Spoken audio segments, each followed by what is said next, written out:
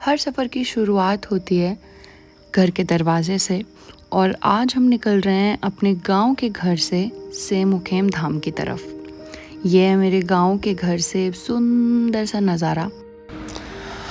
अब हम निकलते हैं अपने ट्रैक के लिए और ट्रैक में निकलते वक्त गांव की गलियां, गांव के छोटे छोटे घर, पुराने बंद पड़े हुए सन्नाटे भरे घर जिनमें अब कोई भी नहीं रहता है, ये सारे ब्यूटीफुल छोटे मंदिर, गांव के छोटे रास्ते, सभी चीज़ों को लोग छोड़कर, इस शांति को छोड़कर यहाँ से पलायन कर चुके हैं और बस भाग रहे हैं उस रैट रेस में जिसमें सब भाग रहे हैं। ये मेरे गांव का सुंदर सा नज़ारा है और हम यहाँ से मंदिर तक गाड़ी में ही जाएंगे। जहाँ से ट्रैक शुरू होता है वहाँ तक गाड़ी जाती है।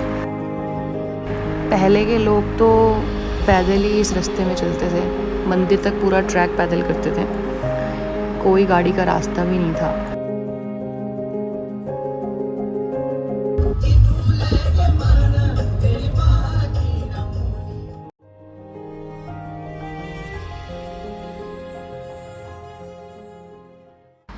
इस पूरे रास्ते में जहाँ तक भी गाड़ी जाती है छोटे छोटे बहुत सारे गांव दिखते हैं हमें।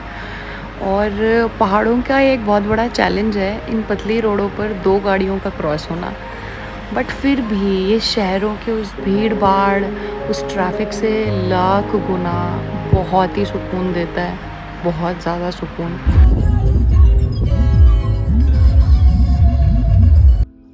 इन प्यारे प्यारे छोटे सीनिक व्यूज़ को देखने के बाद हम बस ऑलमोस्ट पहुंचने ही वाले हैं। अब ये वो जगह है जहाँ पर गाड़ी पार्क करके हमने ट्रैक शुरू किया।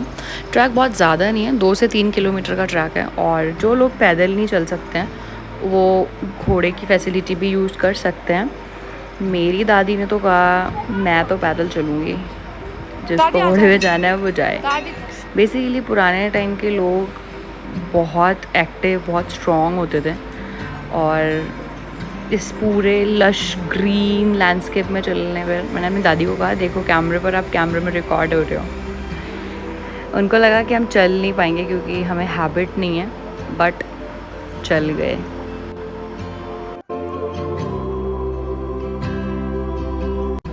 इस पूरे रास्ते में चलते चलते अब हमें थोड़ा सा मंदिर दिख पा रहा है, वो छोटा सा वाइट पहाड़ों के बीच में।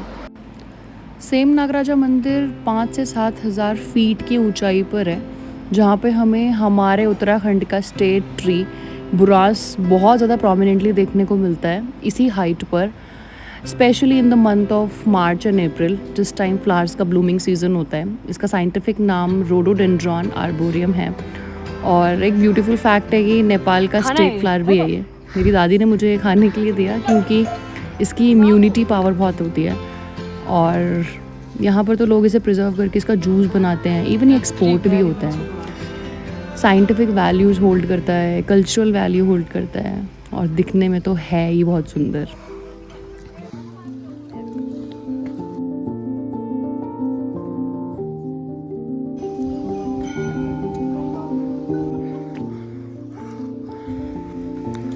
ये मंदिर का मेन द्वार है जहाँ से मंदिर के लिए एंट्री होती है और सेम नागराजा धाम को 5वां धाम भी कहते हैं।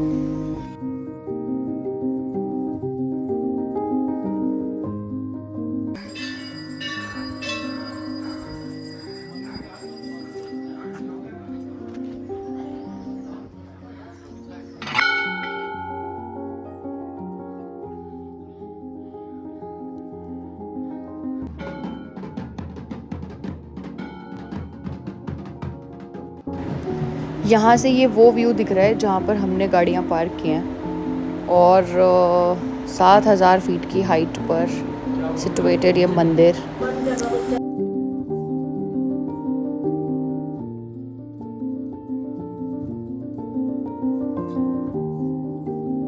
ये शिला है नागराजा भगवान की। हाँ जी। आप लोगों ने सुना होगा जब काला नाग का नाशन किया यमुना जी में, भगवान कृष्ण ने काला नाग का ना, तो उनको कहा कि तुमने बहुत विष फैला दिया है और यहाँ पे कई प्राणियों की हत्या हो गई इस पानी पीने से। उनको बोला कि तुम जो है हिमालय पर्वत पे रुमणी द्वीप नाम का जो सोमकी से मुझे में नाम जाते प्रसिद्ध, वहाँ पर जाओ और वहाँ पे तुम इसका प्रायश्चित करो। तब भगवान कालानाग यहाँ पर आया, उन्होंने जो है तपस्या की। फिर महाभारत युद्ध के बाद भगवान कृष्ण यहाँ पर आए और उनको बोला कि तुम्हारी तपस्या पूरी हो गई है, अब तुम्हारी यहाँ पे पूजा मेरे नाम से पूजा होगी और जो स्थान में आएगा उसको मनोकामना। ठीक है।